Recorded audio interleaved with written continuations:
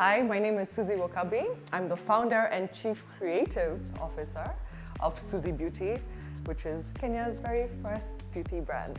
Born in Nakuru but raised in Nairobi. My dad was in the army, so there was a bit of movement around.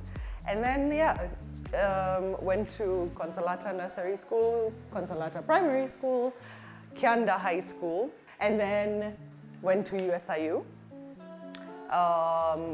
And I did 3 years of USIU here. And those very many years ago, there was a campus in San Diego. So my mom worked at the World Bank, so she was being transferred to the US. So I had the option of staying to finish or transferring to the US to finish. So I opted to spread my wings out there, and I did my last year in San Diego and graduated from there. Lived in California for a bit, just sort of, I graduated in international relations, which I never did anything with really, because I didn't even know what I was doing when I was doing that degree. So I graduated, with a degree in international relations, and I went to work in corporate America to just sort of see what happens in the working world. And moved over from California to the East Coast, to New York, New Jersey, because my sister worked in fashion. And she had this fancy life that it just looked intriguing. And I've always been interested in beauty. I was that little girl who would like smear my mom's lipstick all over her face, or wear when my mom walks in the door after school, and I'm 3 years old, I'd take her jacket off and all her jewelry and walk around the garden in her high heels, which my foot is this big, and so sort of always interested in the fashion and beauty world. I was also that chick who would do everyone's makeup before we go out in college. I plucked my eyebrows for the first time when I was 13 years old. Yeah, so nobody's ever done my eyebrows. I've done my eyebrows since I was 13. In the beginning, they looked like I looked crazy, but then, it evolved. And then, so when I moved to now the East Coast, to New York, New Jersey, I dabbled in all the facets of the fashion industry, and there's many, right? It's clothing, apparel, it's accessories, it's eyewear, it's cosmetics. And I literally worked in each one to see where I fit in best or what I'm most interested in. And that's where I feel like I found my true love for beauty. In there, I worked for 2 big beauty companies who trained me. And I also did a media makeup course in LA at some point. But my full-time job, because doing makeup artistry in New York was just very cutthroat. To get a free job, I would be lining up after 100 people for a free job. Yeah, to work under a professional, or just to get the knowledge. So just very difficult to live a daily life. So I had a full-time job, and I was always working in eyewear for some reason. And I did product development for designer eyewear for many years, and makeup on the side. I was all evenings, all weekends, I'm working with photographers and models, building my portfolio and honing my skill.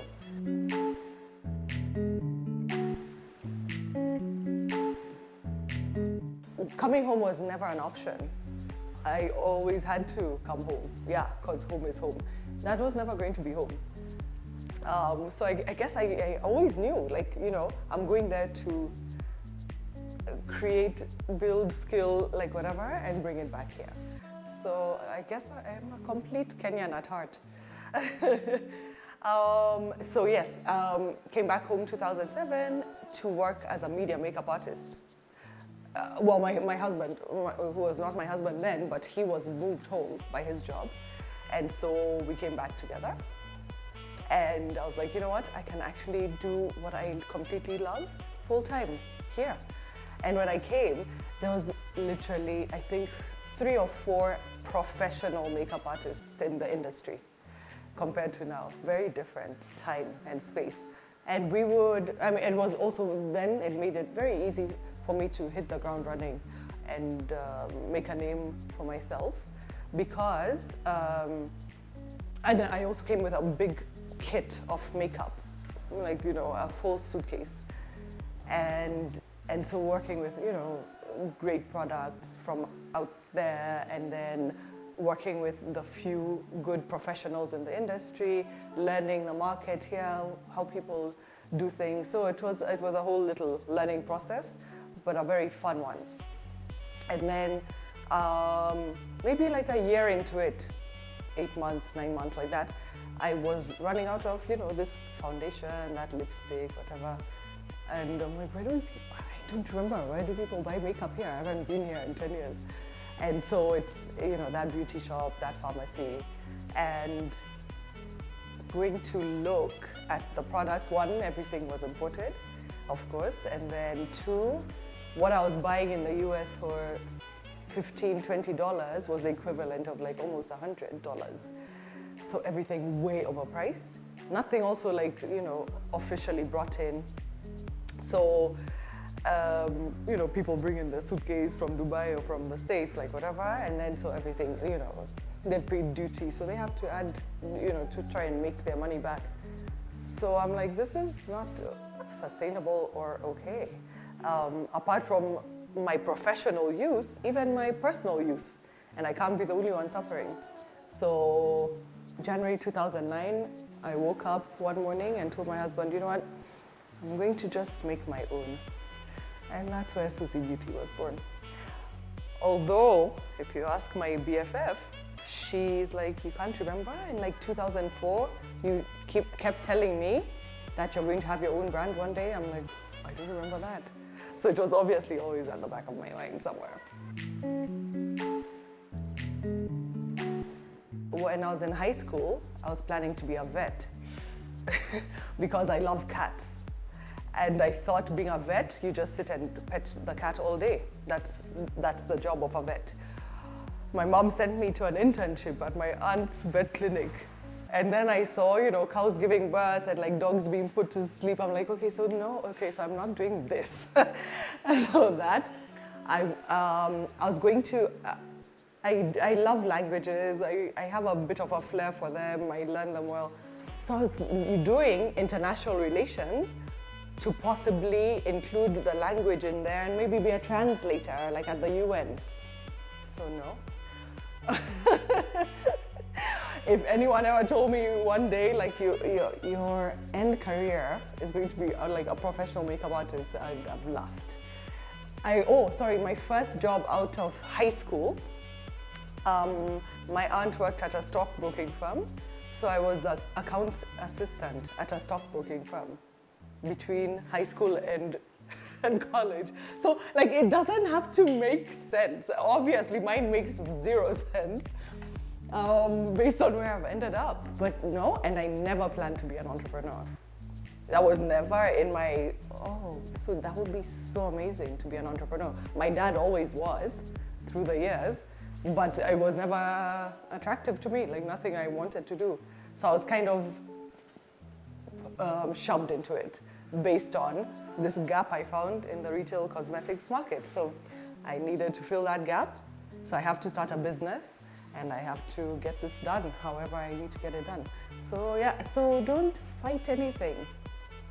Like, you know, float the boat. Like do what happens, and as long as you love it, that's when you're going to be able to keep it going and make it happen.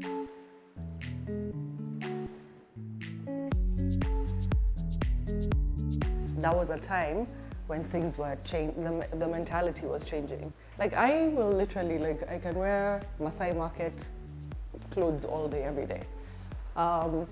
People are doing, you know, buy Africa, build Africa, buy Kenya, build Kenya. It was starting, and it was very, very raw still. But it was the right time for me to have ventured into there. It was like 5 years before that, no, it might not have happened. So this was, it was literally I struck while the iron was hot, and or I was put in the right place at the right time. And if anyone asks me, you know, you're not worried that people want just international products and like, you know, everything imported and from out there. I said to a bunch of people, I'm like, no, they're going to buy it because it's Kenyan made, Kenyan designed, Kenyan created, Kenyan produced.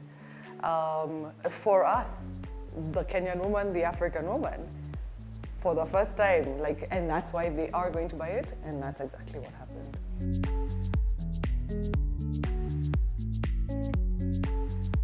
Even coming from the makeup artistry bit, I was a little business on my own because I was a freelancer. So I'm invoicing people, like, so I'm understanding the money bit of it and how to legalize my stuff and that type of thing. So even as soon as I said, I'm going to do this, the first thing, so fortunately I had my husband by my side, who was, you know, first, of course, register the company, do the legalities, trademark the brand, like came up with a name, trademarked it, and then started developing product. So it was a full year of research and development, because I knew very clearly that I'm developing a brand, and branding is very, very important. So even the name of it, the colors of it, what the product is going to look like, what it's going to do, what it's going to feel like. Fortunately, I have the background of knowing, I've worked with so many different products, so I know, like, you know, this one, I mean, it's a very fancy brand, but this texture just doesn't work for us. And so what needs to be added to this, like, to make it, you know. So I did a lot of R&D. And then came up with a product line. I developed 32 different product lines at the beginning. And of course, I knew I can't launch with 32 different product lines. So I chose 9 to focus on.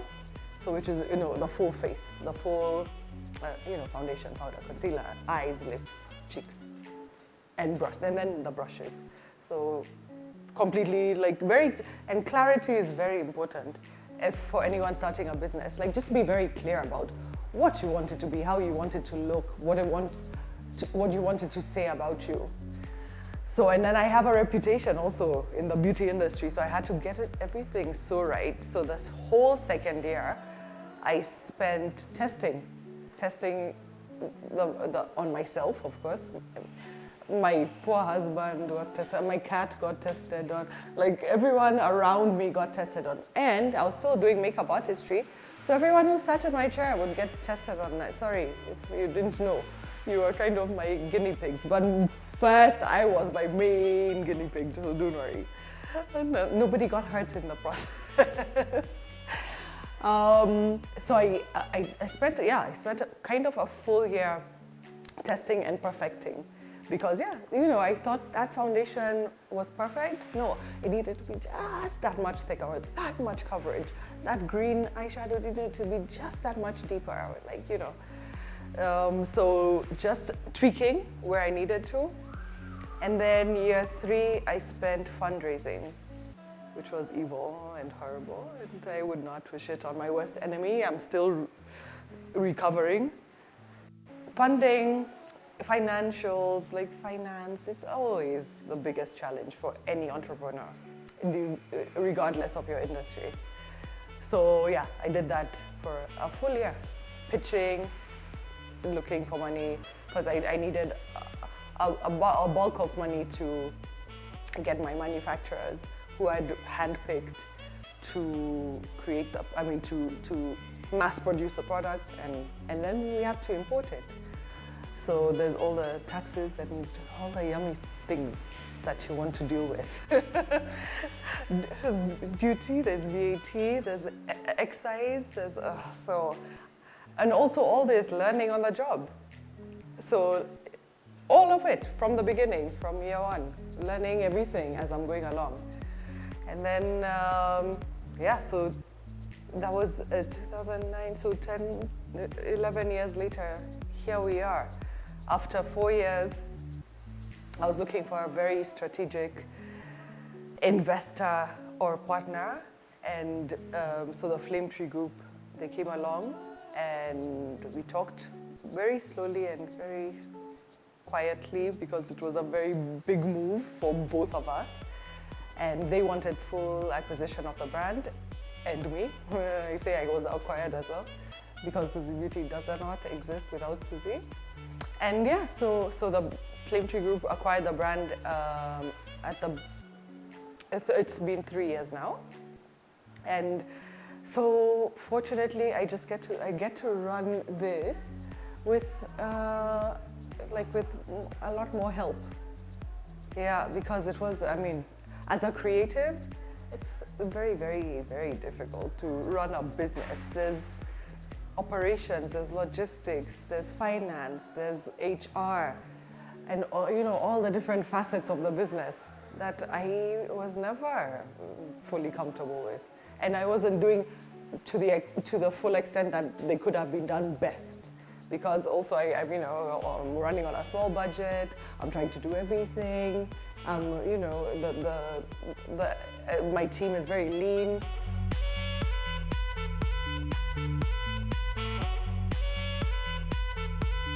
In areas of my life, I feel success. I have my 2 lovely boys. I have my lovely husband. I have amazing friends. I have a brand. There's interest in me, obviously I'm doing something relevant. And by the end of last year, I counted, and I'm at 31 either nomination or wins of awards. That's a big number, that's a big weird number. Okay, but then also, I look up to, people. I look up, I have mentors in my head, not one-on-one, but Bobby Brown, my good friend Gina Din, who she made me laugh the other day. She she was moving offices, and she's had big things happen to her in the recent past, and she's like, yeah, I was cleaning out my office and I have 190 awards or something. I'm like, she's like, okay, so, and then at the end of it, you have to think, okay, and then, okay, is that great, or is it, yes, yeah, let's pat ourselves on the back, good, and then, I don't think I'm going to fully enjoy the success. I think my granddaughter will, not even my sons. Yeah, and it's okay. What makes me happy? My daily life, just seeing this is good enough. I'm not living lavish, and it's okay. I have my babies. I have my kitten who makes me smile wider than anyone, any human. So the little pleasures and appreciating them for what they are. Yeah, and I can. Until now, literally, if you guys leave the store, I can sit here just painting my hands and my face, playing with makeup still makes me extremely happy. And to have a career in it, golden. So you are seeing the base of your lash and brushing to the top. Okay? Until you get to each lash. Mine is a more unique position than somebody else you'd ask this question to, because one, I'm in the beauty industry, so any room I walk into, I'm the authority. I literally know more about this than I know anything. So even all my investors, all my partnerships have always been men. But where the beauty business is concerned, I'm the one who kind of knows the most. So it's a special position. It's a very blessed, special space to be in. This area where you're trying to highlight, is where it goes on. And it just gives you that extra shimmer and glow. This is our time because there's so much attention on women entrepreneurship, women building, and, you know, women in boards, like, you know, women empowerment. So it's a perfect time for women to be even venturing into anything. This is when. And it's also Africa. It's very much Africa's time. So being a woman in Africa is extremely special. And everyone has to take advantage of it. Last week, 2 weeks ago, I was telling you I was at this summit called the UK Africa Investment Summit. And I was invited by an organization called the Lionesses of Africa. So, I mean, literally, there's an organization called the Lionesses of Africa, and there's a bunch of us on it from all over the continent. For this event, a few of us were handpicked to go to London to speak about our businesses, to speak to, even if it's investors, even if it's, you know, just interested parties, distributors, whatever it is. So there's a lot of that going on, and not for no reason. And so, no, girls, women, nobody should be frightened about venturing in, jumping in right now. This is our time. It's our time. Yeah. So challenge-wise, for me, again, it's never been about being a woman, and my industry has always, you know, it's my industry. And it's all I know. But it's running business and it's finances that have always just been a challenge. At the end of 2018, I defined my purpose, and my purpose is to be an instrumental part of growing the African beauty industry. So I have made my mark in Kenya, I have not made my mark in Africa, and apart from Suzzie Beauty, there is still more to do. And there's so many amazing brands throughout the continent, and we need to get them out there. So I'm 1,000,000% trying to do my part to get that to happen. And so, yeah, you'll hear of a few projects coming up here and there. But Suzzie Beauty is still my firstborn child in the beauty industry. And no, but still more to come. The texture is super creamy.